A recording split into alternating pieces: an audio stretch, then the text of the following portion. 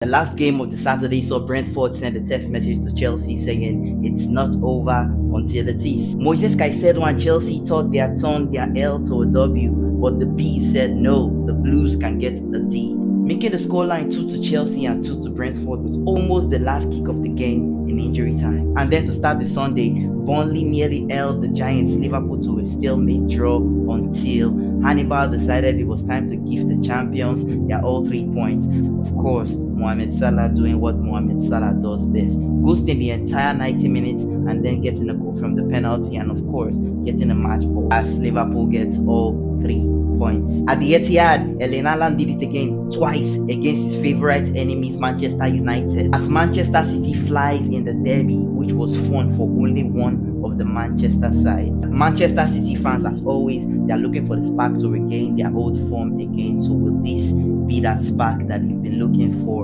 Of course, this looks like a move in the positive direction for them, because even Phil Frozen saw his Frozen account unfrozen against his favourite opponents as well, Manchester United. He scored against Manchester United 7 times in his career. Only Kun Aguero has more goals for Manchester City against Manchester United. Manchester United still can't find their rhythm and a bridge to their number 9, their new striker Benjamin Sesko, because at the moment I see very little or very few support passes from his teammates. The crosses they send never gets to his path, and maybe he also lacks in the proper positioning, but we are yet to find the best of Benjamin Sesko. Bruno Fernandes played like he needed the day off. Brian Mbeumo nearly scored, but none of that mattered as Donnarumma, the new goalkeeper for Manchester City, opens up his Manchester City account with a clean sheet on his debut against Manchester United. It looks like a sign of things to come as James Trafford may get more familiar with the bench. A great day for Guardiola's Manchester City and more joy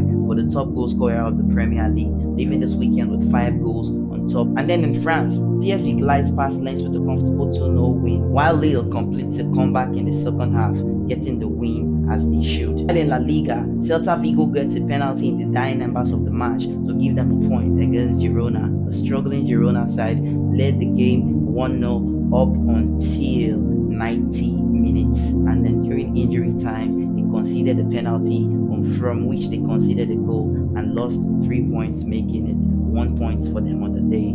Very, very bad for Girona. While at Levante, after going to go up against Real Betis, Anthony the GOAT and Real Betis kept pressing and pressing until they leveled matters in the second half, and the game also ended with the spoils shared between Real Betis and Levante, 1 point each, a draw for the weekend. While I wait to see Barcelona and AC Milan matches tonight.